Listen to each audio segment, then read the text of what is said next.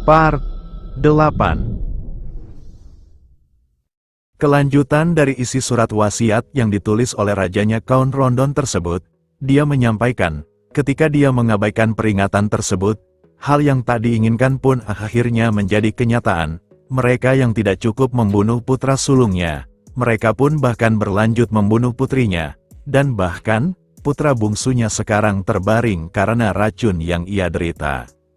Rajanya menyampaikan, kalau putra bungsunya bisa bertahan hidup karena dia menerima penawar racun dari mereka gara-gara dirinya menjalani kehidupan yang mereka inginkan, dan mengapa dirinya melakukan hal tersebut, meski dirinya adalah seorang raja, tanpa dipungkiri dirinya masihlah seorang ayah yang menginginkan kebahagiaan untuk anak-anaknya, dan meski dia menyadari kalau dia adalah raja yang tidak berkompeten, hal tersebut harus ia lakukan.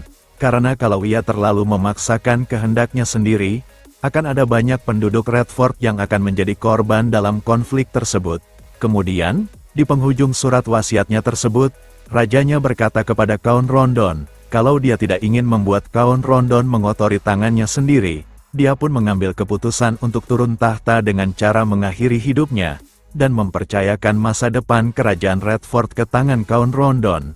Dan setelah membaca surat wasiat tersebut, Count Rondon pun menangis setelah tahu tentang kebenaran dan fakta yang telah dialami oleh rajanya tersebut.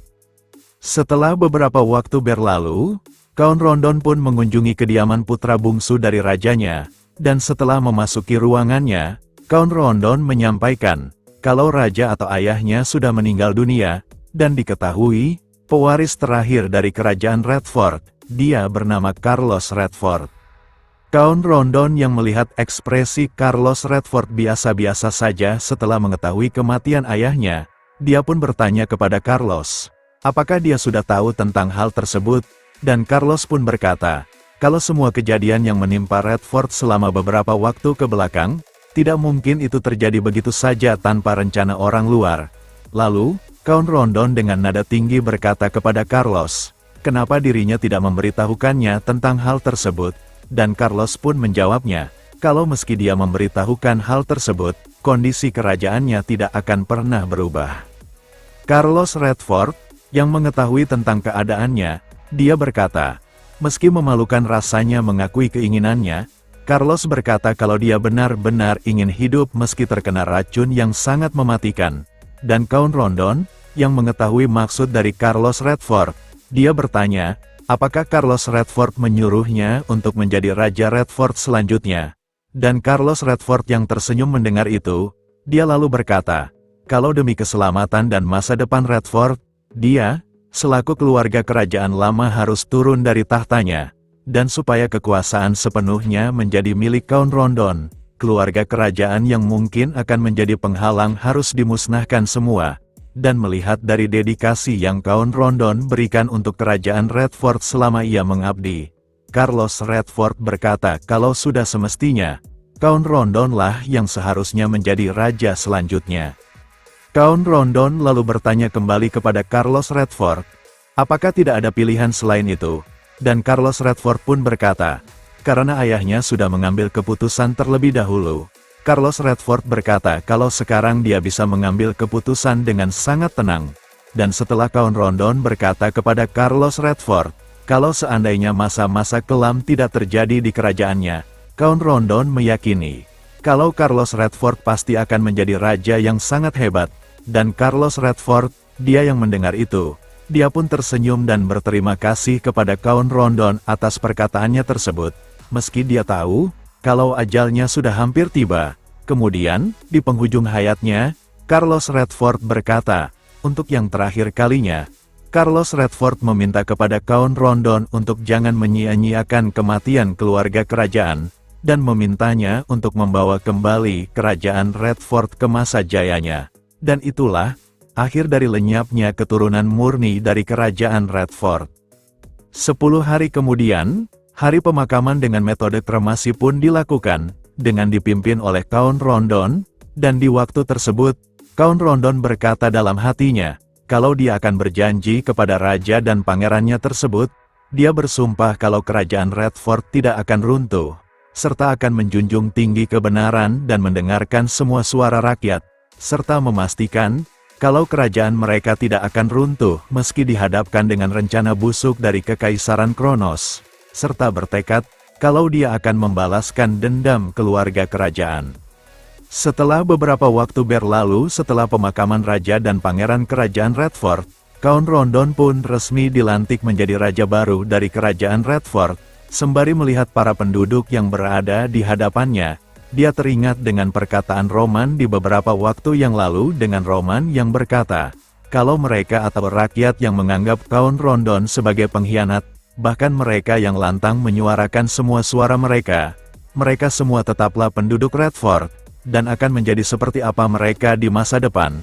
Roman berkata kalau itu tergantung pada bagaimana Count Rondon bertindak sebagai raja, dan dengan teringatnya perkataan Roman tersebut, Count Rondon dengan meneguhkan hatinya, dia bertekad kalau kerajaan Redford tidak akan mengulangi kesalahan yang telah dilakukan, dan di sisi lain, Roman yang melihat pelantikan tersebut di salah satu sisi bangunan, dia pun berkata dalam hatinya, kalau di kemudian hari, wilayah Dimitri akan mendapatkan sekutu yang sangat kuat, kemudian berkata kepada Chris, untuk melakukan persiapan keberangkatan mereka ke wilayah Valhalla. Setelah mereka berangkat dan sampai ke kota perbatasan Valhalla yang bernama Kota Paulo, dia pun disambut oleh penjaga dari kota tersebut dengan dia yang berkata, kalau setiap ada orang luar yang akan memasuki kota mereka harus mendapatkan pemeriksaan badan terlebih dahulu, dan setelah selesai memeriksa Roman dan pasukannya, penjaga kota tersebut berkata kepada Roman untuk jangan sekali-kali membuat keributan, karena Kota Paulo bukanlah kota yang menyambut hangat kedatangan orang luar. Setelah Roman dan pasukannya memasuki Kota Paulo, yang diketahui, kalau Kekaisaran Valhalla yang mendirikan kota mereka di dekat hutan selatan, alhasil dihuni oleh orang-orang asli tempat tersebut yang dikenal dengan orang-orang yang menjunjung tinggi kehormatan harga diri mereka, yang seperti sebagai rumor yang sudah beredar, orang-orang yang paling sulit dihadapi itu adalah orang-orang dari Kekaisaran Valhalla, karena mereka tidak akan menerima orang luar dengan hangat kecuali terlahir di wilayah mereka sendiri. Namun meski begitu, Chris menganggap kalau mereka sangat keterlaluan dan sangat kurang ajar, karena mereka tidak ada niatan mengirim seorang pemandu kepada tuannya Roman yang mendapatkan undangan dari mereka, yang membuat Roman merasa tertantang, karena tindakan mereka tersebut, sama seperti tidak mau mengakuinya meski mereka sudah memberikan undangan itu.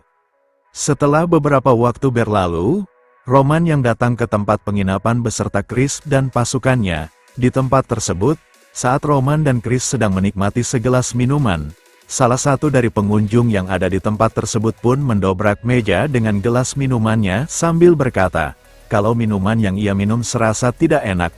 Kemudian, dia pun lalu berjalan menghampiri Roman dan berkata, kalau Roman seharusnya tidak datang ke tempat tersebut dan menyuruhnya untuk diam di kamarnya saja, serta melanjutkan dengan mengolok-olok Roman, kalau Roman yang mempunyai kulit halus seperti kulit seorang perempuan tidak cocok dengan tempat yang ia kunjungi.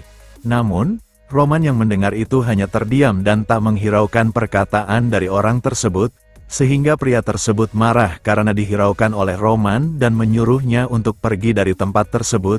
Kemudian, beberapa temannya yang melihat itu di salah satu meja yang ada di tempat tersebut, mereka berkata kepada temannya yang sedang mengganggu Roman untuk bersikap santai. Karena, kalau temannya tersebut berperilaku terlalu kasar, mereka mengolok-olok kalau Roman bisa-bisa mengompol karena ketakutan, dan ketika pria yang mengganggu Roman dengan sombongnya akan menyeret Roman untuk kembali ke kamarnya, Roman dengan santai berkata kepada Chris, kalau mereka harus membuat orang-orang dari Valhalla menyadarkan diri mereka, sehingga, membuat pria tersebut marah mendengar perkataan Roman itu. Namun, sebelum membalas perkataan Roman, pria tersebut pun dijatuhkan oleh Chris sambil Chris berkata, siap tuanku. Next, kita lanjut di part selanjutnya. Terima kasih.